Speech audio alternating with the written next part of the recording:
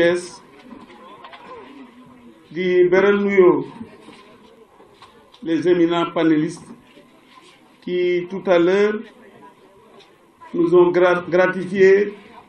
d'exposer on ne peut plus clair sur le PSE et la marche du parti.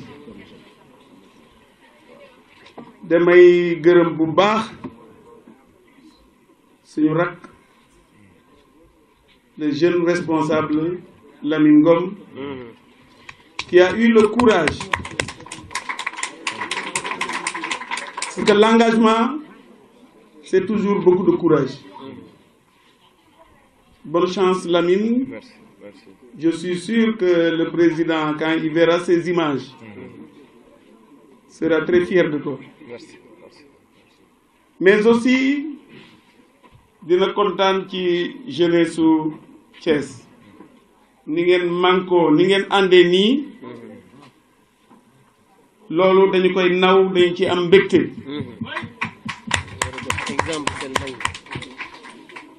li ngeen def lu am solo la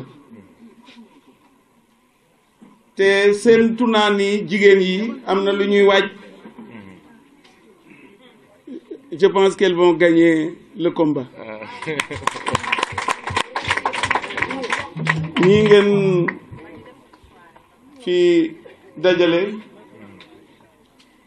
bu ma xoolee malheureusement je ne vois pas très bien effectivement mais ñi ma fi gis am na kanam yoo xam ne bu ma leen gisee damay am mbégte bu réer daf may def ay fàttali ci ay jamono yàlla def boobu ba léegi ñu ngi fi 90% de ceux qui sont là ba léegi amuñu ndombo tànk ba léegi amuñu responsabilité ba léegi mën naa wax ni amuñu dara ci parti mais gëm naa ni li leen taxoon jóg c'est autre chose. C'est le choix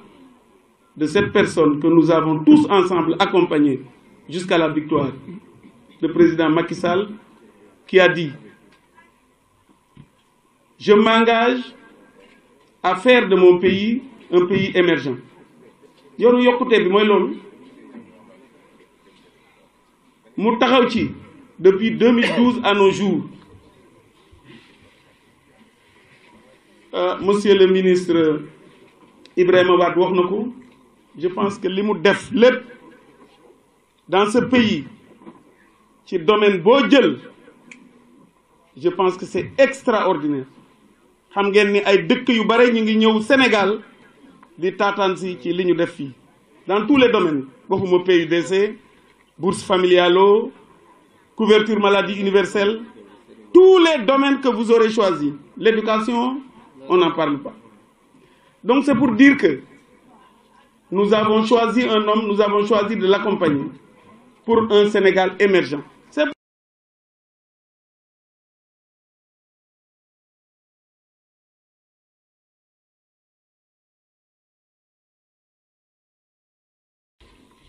donc je voulais tout simplement vous dire que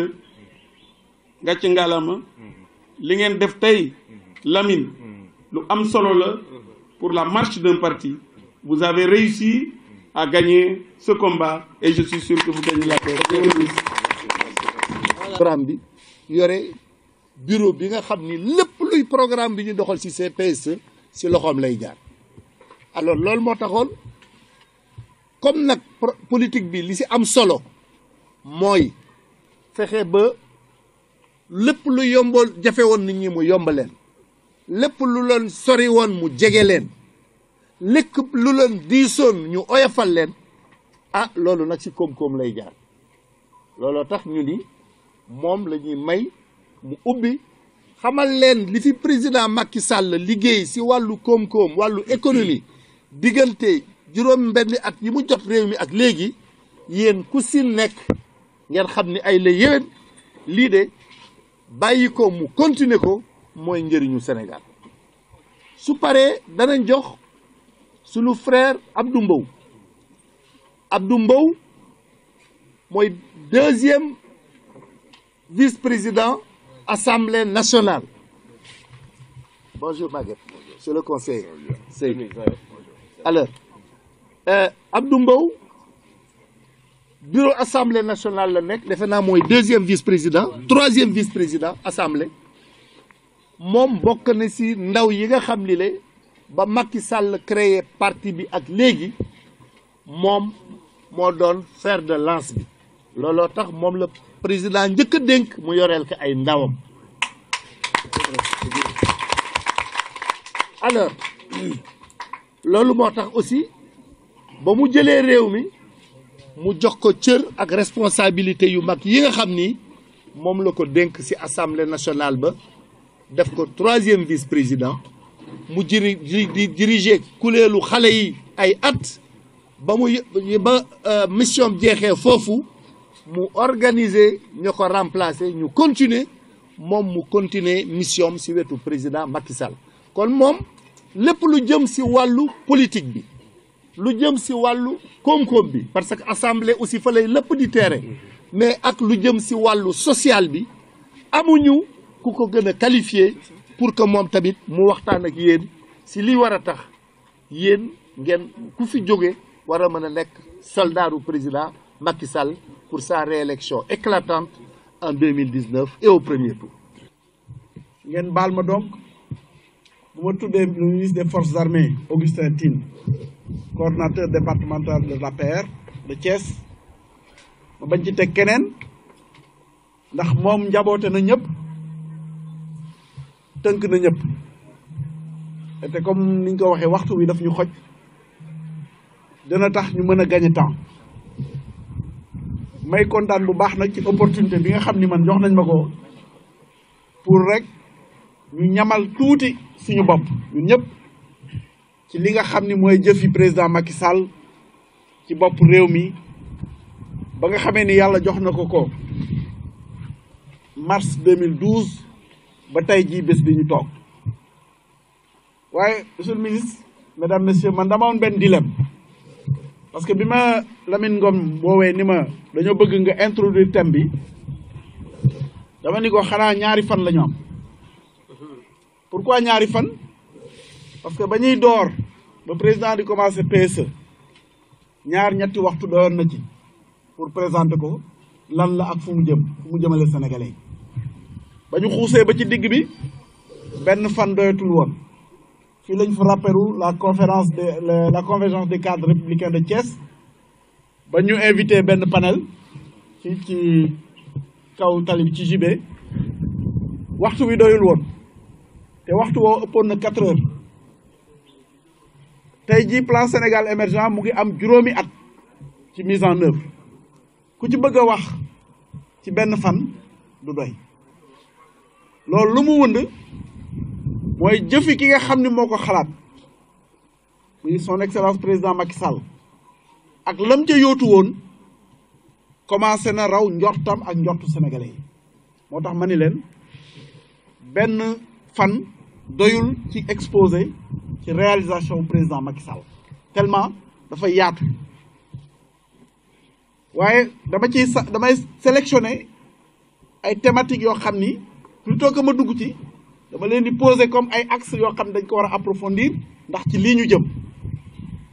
noonu rek la mën a demee nag Lamine parce que jël benn pàcc rek wax ci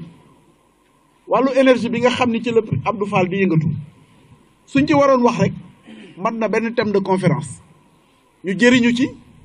Thiès jëriñu ci ndaw Thiès jëriñu ci ndaw politique yëpp ci jàppale président Macky Sall jëriñu ci ma tënkoon mënoon ko tënk ci benn baat rek Thiès est la région énergétique du Sénégal.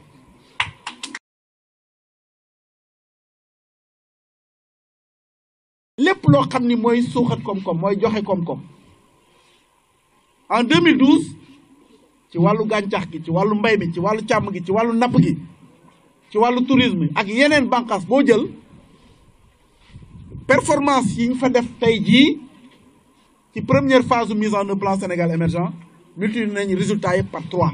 bu ma commencé woon di leen lëm duñ ci génn ci wàllu soble ci wàllu pomme de terre ce matin laa déglu benn débat ci pomme de terre korité gi ak soble korité bi producteurs yi naan suñu objectif mooy yegg 450 000 tonnes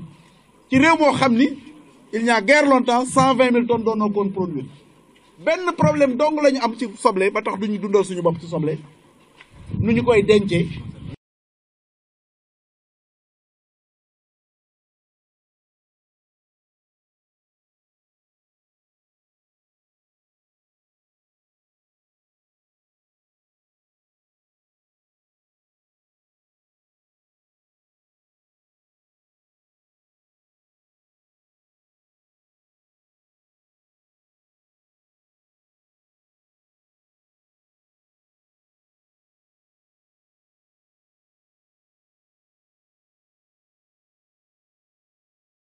ñu ngi lay sant di la gërëm mais dañuy rek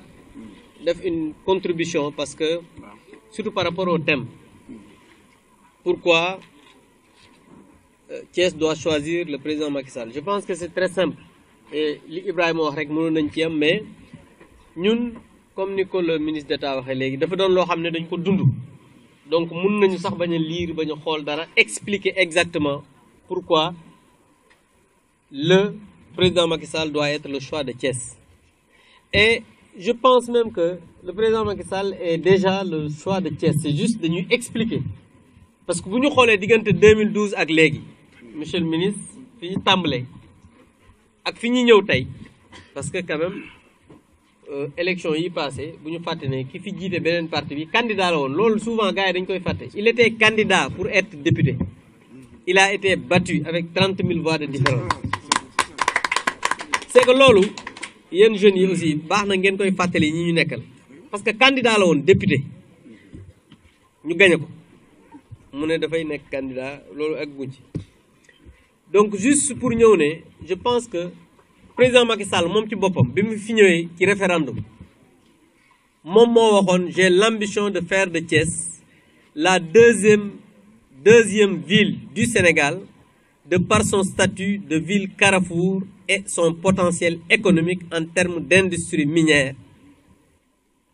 Lolo, c'est le président de la République qui l'avait dit. Et il l'avait dit à la place de France pour séance d'explication ci référendum. Xam nga ku toll ne njiitu réew foofu rek mënoon nañ fa yam ñun war na mën a tax ñu jàppale ñëw ba ci sa dëkk ku ne xam na ne Thiès du capitale du Sénégal. J'ai l'ambition de faire de Thiès la deuxième ville du Sénégal. Mais kooku mooy am na ambition pour dëkk bi. Et loolu du ay wax kese parce que tey jii fépp foo jógee ci àdduna bi ku xamul woon Thiès xam nga Thiès ndax aéroport Blaise Diagne. Ça c'est important. ñiy tukki ñi nga xam ne xam nañ li may wax bu ñuy wax. di xool billet bi dañuy def aéroport Blaise Diagne def entre parenthèses TH bu njëkk ba Dakar lañ daan def mais maintenant inévitablement Thiès dañ doon wax Carrefour la effectivement parce que boo jógee Dakar ci wàllu terrestre di dem ci biir réew bi mënoo jaar feneen fu dul Thiès parce que région de Dakar yàlla dafa def benn dëkk rek la amal frontière à part géej muy région de Thiès. ñun bu ñu tëjoon suñuy bunt waa Dakar dootuñu dugg dootuñu génn ñun nag mën nañoo bañ a dugg Dakar waaye mën nañoo dem feneen ci Sénégal donc juste pour montrer que Thiès c'est un carrefour ba pare le président Macky Sall en dehors de loolu mu waxoon moo wax ne dafay ay acte moo ko suivre ñu gis ne l'aéroport mi ngi fi ñu gis ne depuis 13 ans NSTS malgré que deuxième phase bi des na mais 13 ans tëj na le président bi mu ñëwee daf ko réhabilité mu tijji même bu fekkoon ne quelques personnes ñu ngi fay commencé di liggéey di gagner leur vie tey jii tijji na mu doon ambition bi mu doon wane. ICS bi ñuy ñëw mi ngi nekkoon à l'agonie tey jii ICS mi ngi redémarrer na ses activités loolu muy ambition bi nga xamante ni président wax na ko ba pare ñu gis ko ci acte yi. Le premier ministre 5 mai passé bi mu fi ñëwee il a dit que y a 8 milliards 500 yoo xam ne dindi nañ ko pour Promoville te loolu aussi du ay wax parce que yéen ñëpp gis ngeen seen gox yeeg gox goxaat yi gis ngeen chantier Promoville souvent dañu yaakaar ne ville bi wala mairie yi ñooy defar tali benn mairie defaru fi tali c'est le président moo jël ci programme bu ñuy wax Promoville defar fi ay tali yi ngeen gis ñuy gas ci dëkk bi loolu programme Promoville la xam nga ñi dëkkee booru R100 di dem boor bële xam nañ Angle Maysa tali ba fa ne boobu ñoom Maguette ko war ñi ngi tàgg ndax foofu seen kër la jëm donc foofu gis nañ ne tali jaar na fa tey jii boo demee di dem Sofraco waa Sofraco depuis ba ñu defaree seen ni ñu koy waxati pas château d'eau bi depuis bi ñu defaree kii bi ci boppam Sofraco ci boppam mooy cité bi amul dara loo xamante ni tey jii ci assainissement wala tali def nañ ko tey jii boo demee ñu ngi koy gas di fa defar tali soo paasee foofu jëm ca kaw mel na kuy jëm booru autoroute ba fu muy génne Ila Touba bi gis nga ñi ngi tabax tali foofu Promoville aussi ñi ngi ci dëkk bi ñu gis ne Ila Touba aujourd'hui gis nañ ni mu traversé Thiès même léegi sax Fandène sax am na foo xamante ni booy dem tali dañ fay génn xam nga loolu mais c'est vrai Fandène léegi nekk na parce que Fandène fait partie des choses yi nga xam ne waa Thiès war a jàppale président Macky Sall ndax Fandène léegi am nañ tali Fandène am na ministre des forces armées Fandène kii bi ni ñu koy waxati autoroute bi daf fay dem même bi ñuy ñëw PUDC di xool di ñëw di xool fii ñu yónnee pour ñu xool inspiration bi ñu ñëwee Sam Ndiaye la ministre ba dem ànd ak le ministre donc pour dire que même léegi waa bitim réew sax xam nañ Fandène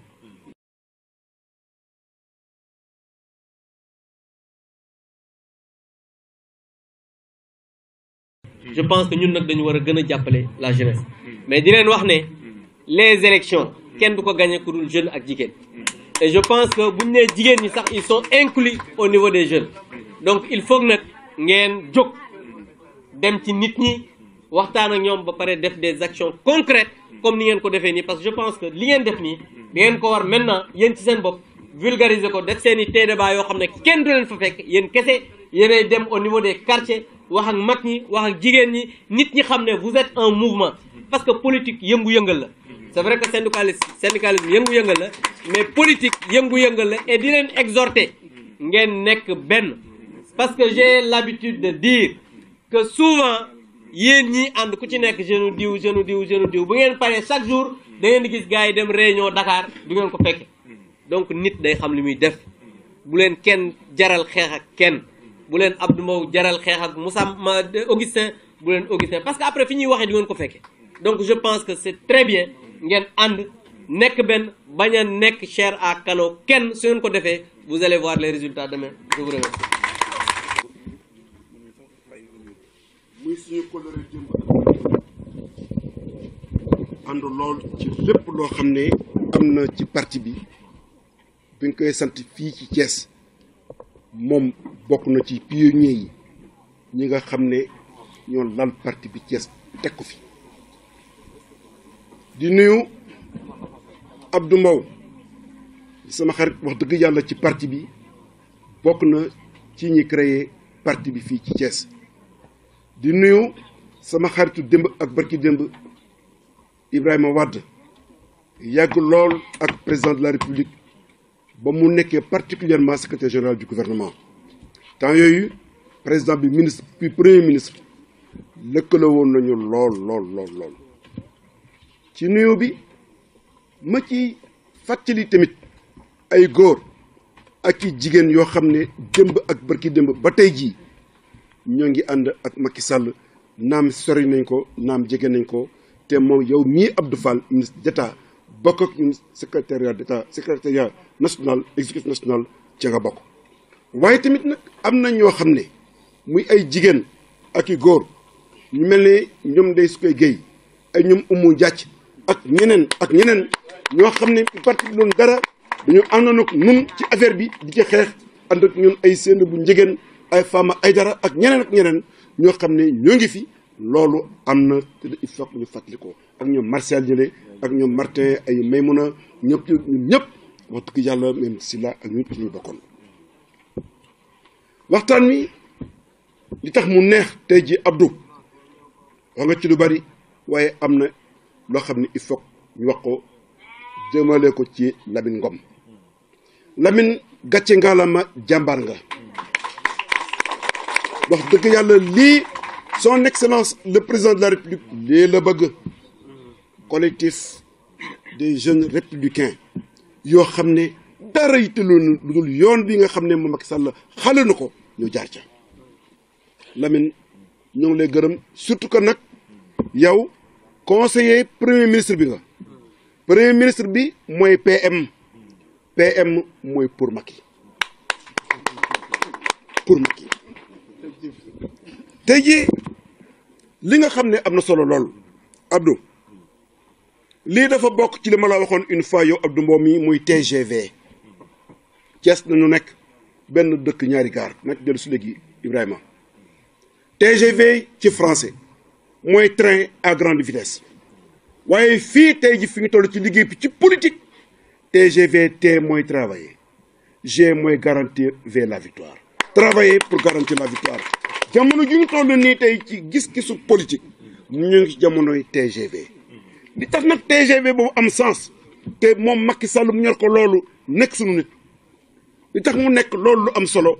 mooy tey bu ma gisee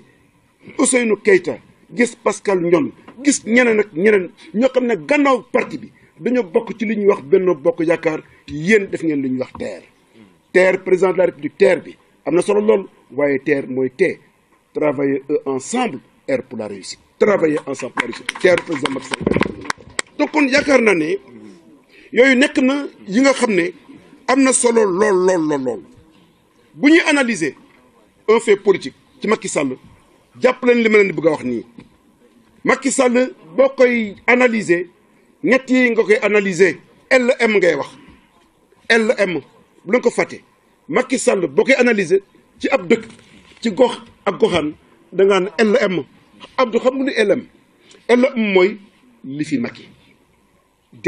li fi Macky da nga naan li fi LMF li fi Macky fekk LMD li fi Macky def LMY li fi Macky yéene Sénégal LMF LMD ak LMY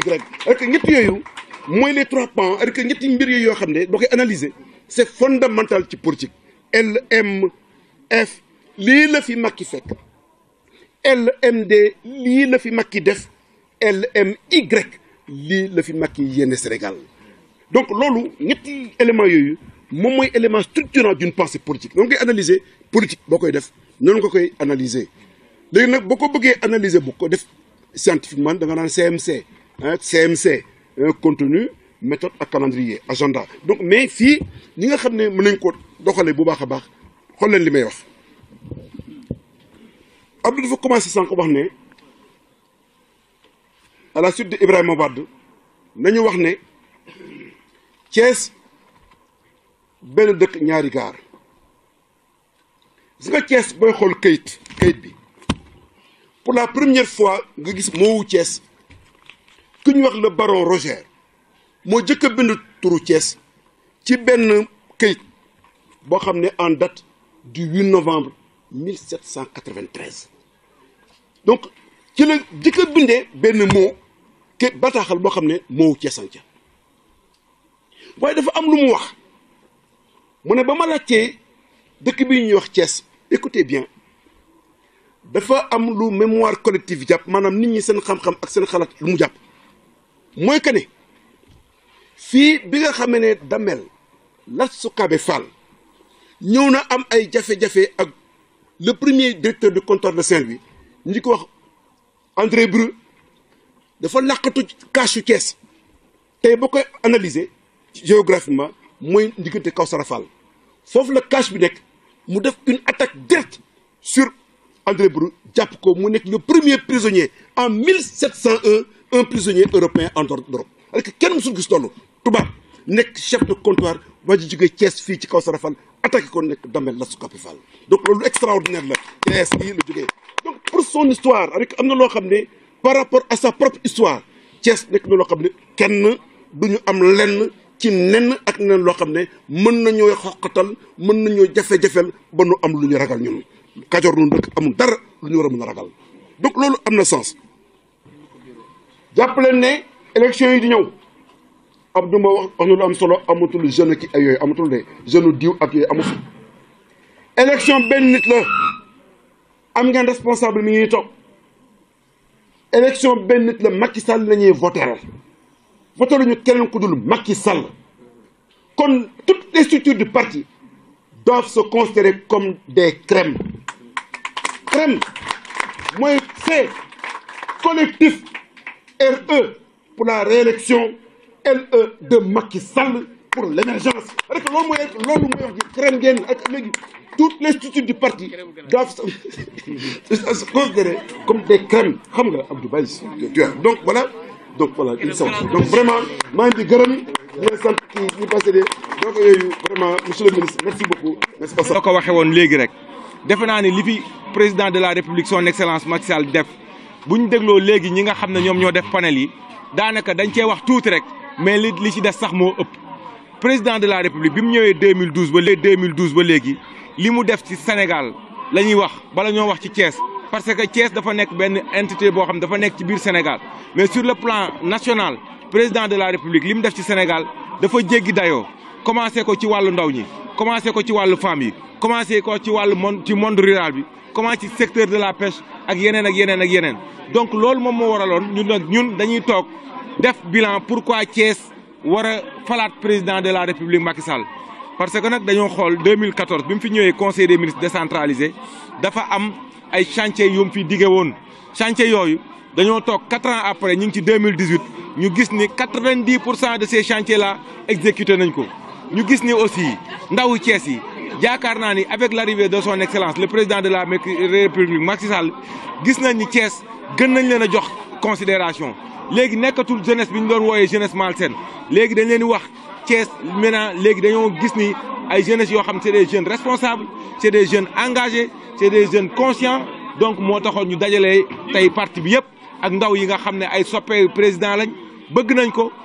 ko falaat pour waxtaan ak ñoom ñu armé leen outillé leen ñu xam ni li fi président def ba fépp fu ñu mën a dem ci àdduna fépp fu ñu mën a dem ci Sénégal war a mën a wane ay réalisation président loolu moom moo waraloon ndaje bi nga xam ne vraiment gis nañ ci participation responsable Thiès yëpp. waaw ngeen ne yéen ay ndaw ngeen. waaw ñàkkum xëy. tumuranke fii si Thiès. ndax loolu mun na tax waa Thiès voté président de la. waaw bu ko boo tëbee rek ne ñàkkum xëy ne dafa tumuranke Thiès dafay am foo koy teg. parce que ñun dañoo gis ni président bi mu ñëwee yemul ci benn secteur kese maanaam yemul ci secteur chemin de fer kese bàyyi secteur pêche wala secteur agriculture wala beneen secteur yaakaar naa ni son excellence le président de la république bi mu ñëwee li mu def ci Transrail yaakaar naa ni gis nañ ko delloowaat na Transrail Sénégal delloowaat na ko boppam gis nañ ni société bi fi président di ñëw presque fekku fi dara dafa nekk dans l'agonie moom bi mu ñëwee ci la ko ressuscité waat defaat plus de 7 milliards sur les rails pour ñu rénover waat ko créer indiwaat TER train express régional yooyu yëpp ci wàllu rail la keroog mbirum wàllu Transrail mbirum chemin de fer mu indi ci def ci loo xam ne benn président moo ko see def fi mu toll nii ñi ngi wax ni buñ jógee ci lii incha allah fii ak ay fan yu néew di nga gës ni saxaar si train express bi nga xamee woon Thiès ba tax ñu naan Thiès benn dëkk ñaari gaar delluwaat nañ buum ci boy bi président def na ci ay jéego yu am solo